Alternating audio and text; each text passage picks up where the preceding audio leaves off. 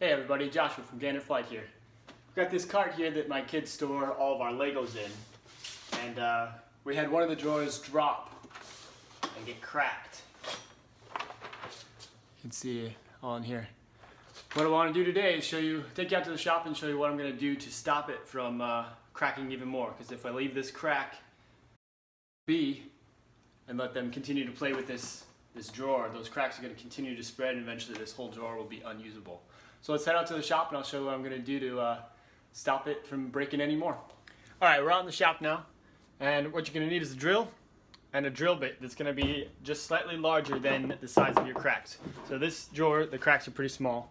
And basically what you're going to be doing is creating a relief point.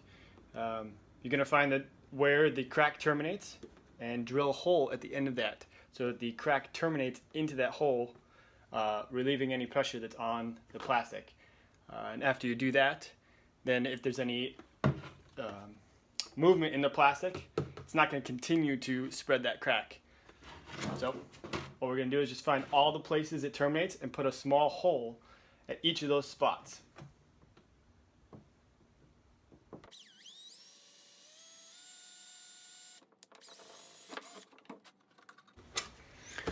So just like that, and then I'll go around to all these other spots and create a hole so that those cracks don't spread.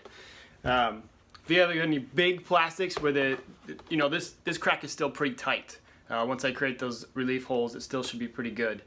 But if you have a big Rubbermaid tub or something that's got a crack in it, you could also then drill a few more holes and use zip ties to sew the crack together, making sure that you're, again, finishing the ends of where that crack terminates with a hole to create a relief point.